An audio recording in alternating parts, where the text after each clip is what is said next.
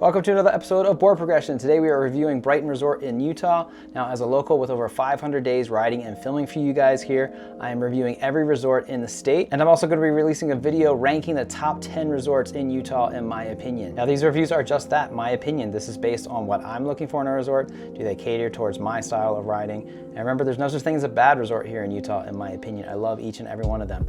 So if there's a review that goes higher or lower than you wanted it to, remember, we're just kind of splitting hairs here with the resorts. To review all these resorts, we're breaking things down into 7 categories that mean the most to me. Each category is getting a rating of 1 through 10, and then we're gonna add up the totals of all those scores at the end for a final score. The categories are terrain and snow quality, length of season, lifts, amenities, and terrain accessibility, trail difficulty and variety, crowds and travel time, customer service, which has more to do with how they're treating the local community versus the tourists, and finally, the overall vibe of the resort. How do you feel after riding there, and how stoked are you to come back? Now, before we jump into those categories, let me tell you a little history about Brighton. Brighton is named after William Stewart Brighton, a Scottish immigrant who acquired 80 acres at the top of Big Cottonwood Canyon to help miners traveling between Park City and Alta, with a store, a post office, and 2 hotels by 1895. People from Salt Lake Valley would also travel up the canyon in relief of heat in the summer via stagecoach, which took about 7 hours. And we like to complain about the red snake now. In 1936, Brighton became Utah's first ski area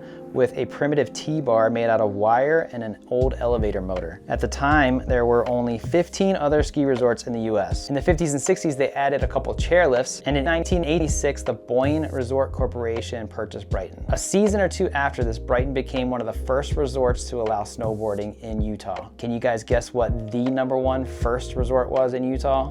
Alta.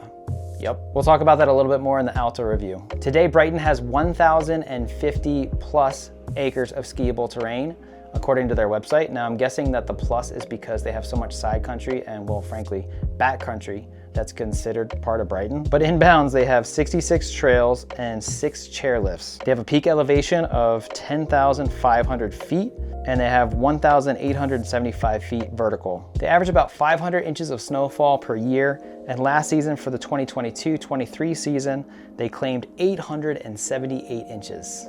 Wow. If you're wondering, that was an all-time record breaker by like a lot. Day passes range from $59 a day, which is a 7-hour lift ticket, and they go up to about $165 a day. Mid-season, Brighton is often open longer than 7 hours a day, but the lower end of that price point is the 7-hour pass on non-peak times, non-holidays. And the highest part of that range is an all-day pass from open to close, including night skiing during their highest peak season, holidays, etc. If you're interested in just night riding or twilight riding, which starts after 1 p.m., that starts at $35 a ticket and can go up to $130 a ticket. All of these prices are at their cheapest if you buy in advance online versus if you show up the day of at the ticket window. Brighton is also on the Icon Pass with limited days. If you have the base Icon, you get 5 days there with some blackouts around the holidays. And if you have the full Icon, you get 7 days there without any blackouts. Now let's get into those scoring categories. The first one is gonna be terrain and snow quality, and we are giving them an 8 out of 10. Brighton has amazing snow. Being at the top of Big Cottonwood Canyon, it's light,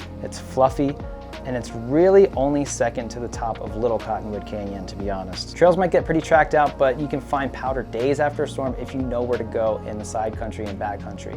But you should only do that if you have backcountry safety, training, a partner, and avalanche gear. And you should always be checking out the avalanche forecast on Utah Avalanche Center's website or their social media. There are also backcountry gates at several parts of Brighton telling you how the conditions are. You should always check those before going through the gate, and never ever go through the gate if the gates are closed. The backcountry zones are only for advanced and expert riders, and even then you should enter at your own caution. But staying inbounds, the terrain all over Brighton is extremely playful and fun. There are side hits everywhere, tree jibs. There's not a lot of steep top to bottom runs, but there's a lot of steep areas on the mountain with cliffs, chutes, and amazing tree riding. One of the things that kept them from getting a higher score in this category is that there's some flat zones that slow you down quite a bit, unfortunately, here and there. The next category is going to be length of season, and we're giving them a 9 out of 10. This season they open on November 24th for Brighton season pass holders and the 25th for everybody else. But Brighton is often the first resort to open in Utah. Last season they opened on November 10th,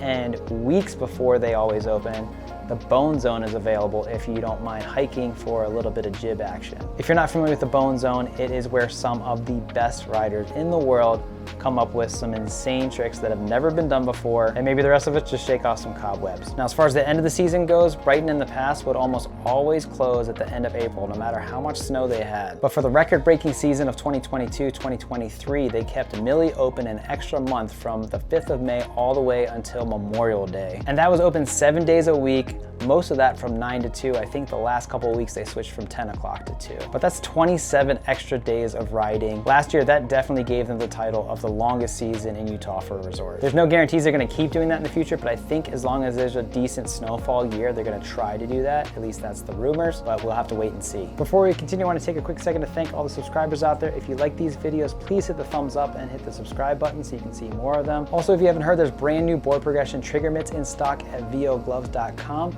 If you use promo code board progression, you'll get 15% off your purchase. And another way you can help me out is checking out my board progression merchandise or stickers. As always, Patreon members get 15% off any board progression merchandise or stickers. A huge shout out to all the Patreon members out there. You guys are continuing to make this thing possible. Thank you. The next category is going to be lift, amenities, and terrain accessibility, and we're giving them a 7 out of 10. They have 6 chairlifts total. 4 of those are high-speed quads, but that is about to change to 3 high-speed quads and the brand new Crest 6. Over the summer, Crest was converted from a 4-chair to a 6-chair lift with a conveyor belt at the base. They say the new chairlift takes 5.3 minutes to get to the top, which can get 2,400 people up per hour. The brand new chairlift opens this week, so it'll be interesting to see if it alleviates any congestion and just how efficient it is. They're also building a mid-mountain restaurant near Snake Creek called the Sidewinder Grill. Brighton also has the Millie Chalet that they built a few years ago, but the rest of the buildings are kind of old and a little bit dated. They have some charm to them, but could maybe use some remodeling. And a local favorite at the end of the day is Molly Green's. They've got good food and decent drink prices. Check out the Chili Bowl. I will say if you're looking for lodging, they have a very small Brighton lodge with only a handful of rooms. Brighton is the only resort in the Cottonwoods with night riding, and they expanded their night riding 2 seasons ago with the expansion of Snake Creek added to Crest and Majestic. Pretty much all the terrain at Brighton is very easily accessible. I'd say about 95% of what's inbounds you can get to directly from a lift without having to hike or walk to it. And those areas that you do have to hike to are pretty easy to get to, and there's little if any traversing. And the backcountry access from the lifts is second to none. Whether it's Hidden Canyon or somewhere between Crest and Millie, the fact that you can get to that terrain from a chairlift with a little bit of work and then end up at the bottom of a chairlift is amazing. Now, I will say again, do not go out of bounds at Brighton unless you have the proper training, experience, backcountry awareness of what the conditions are, somebody with you, and avalanche safety gear. Those zones are not avalanche mitigated by ski patrol, and they could be very dangerous under certain conditions. And if you got injured back there and there's nobody else to help you, you're on your own. Ski patrol won't know you're injured.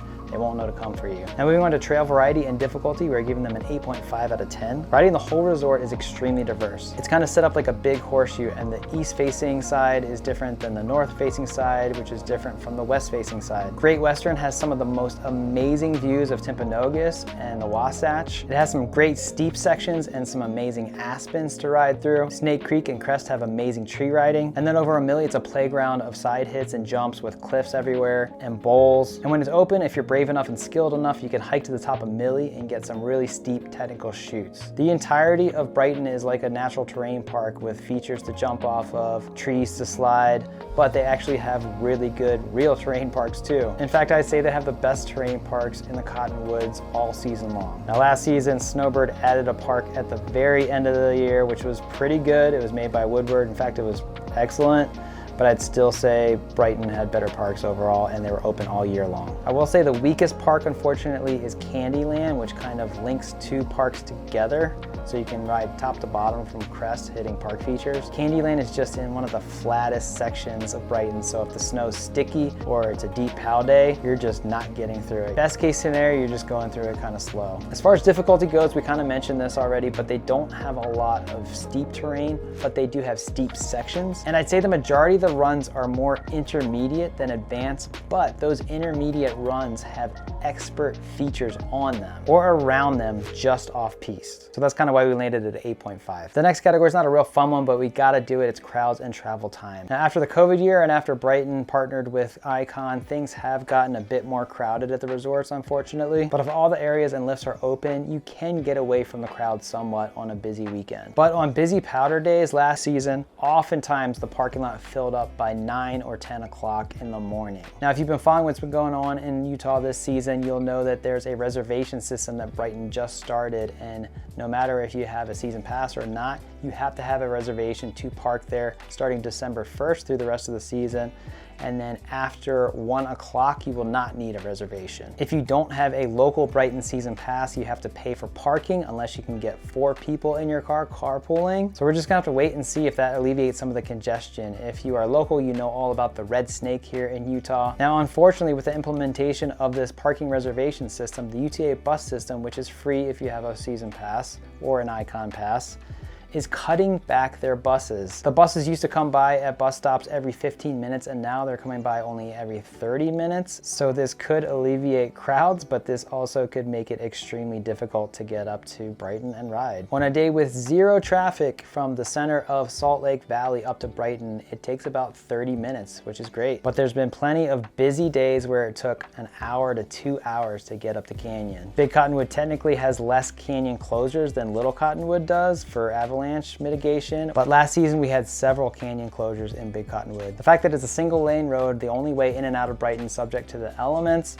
and all the parking issues and the buses, we're gonna have to give them a 3.5 out of 10 in this category. There was a canyon transportation shuttle that was started last year, and I heard some good things about it, but I haven't tried it myself, so I can't say what that's like. Maybe that's another option to look at. The second to last category is customer service, and we're gonna give them a 7 out of 10. Despite the latest developments with what's going on with the parking situation, Brighton does a lot for their locals. As I mentioned, they do the Bone Zone early season free of charge. This year they even made snow and pushed snow around over there so they could get the Bone Zone going because we had such a slow start to the season. Brighton's very friendly to uphill travel pre-season and post-season. We mentioned already, but last season they did the Millie Meltdown in May, which is predominantly just for season pass holders. There's affordable pricing for food, lift tickets, and especially night riding. They also have special days where if you donate to charities, they discount tickets heavily. And Brighton is just a great place for entry-level accessibility. We all know how expensive it can be to get into skiing and snowboarding, and Brighton makes it a lot easier for the beginners. I mentioned this already, but they opened a day early for season pass holders. That's another great perk. Overall, I would say Brighton has a pretty good social media presence. They post a lot,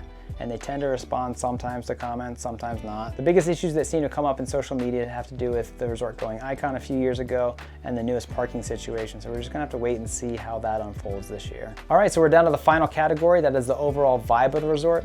Now, Brighton is part of the Boyne family of resorts, and they are partnered with Icon, but they still have very much a family-run feel. It is the oldest resort in Utah with a ton of charm, and for its size and amount of lifts, it kind of feels like you're in a cozy, old, small mountain town or village. It's definitely not snobby. It's a great place to bring your kids to learn, and I'd say compared to other resorts, there's not that much powder panic waiting for areas to open. There is a huge snowboard culture, history, and influence at Brighton. A lot of people call it the snowboarders mountain, and while it doesn't ban skis, snow bikes, snow skates, or pretty much anything besides, I want to say, a sled, it does feel very much like the snowboarders mountain here in Utah more than other resorts. For all these reasons, we're giving them an 8.5 out of 10 for the overall vibe of the resort. Now, the only reason we didn't score them a little bit higher is if you spend enough time at Brighton, you can run into some people that kind of give you the cool guy vibe, you know, like, I'm cooler than you, stay away from me. And if we're being honest, Brighton has a slight reputation as being a stoner's mountain. Now, I'm not gonna say that that's good or bad, but for some people that might be a negative, maybe more family-oriented people coming to the resort. Overall, Brighton is an extremely fun place to explore and ride with your friends. There's a saying, no friends on a powder day. Well, at Brighton, there's definitely friends on a powder day, and that's the best way to experience the place. All right, so that's all the categories. It's time to add them up for the final score. We are going to give Brighton Resort a 51.5. That's a fantastic score. It's gonna give them a 5-star review. Let me know what you guys think of this review. If you agree or disagree, I'd love to hear it in the comment section. Make sure you check out my other videos and the top 10 video when that comes out. If you wanna see more shredding at Brighton, check out any of the links below that I attached from my Brighton videos. If you did like this video, please do me a massive favor and give it a thumbs up and hit the subscribe button so you can catch more of these. I hope you guys are progressing in anything and everything that you're doing. I love you all. We'll see you in the next one. Thanks for watching.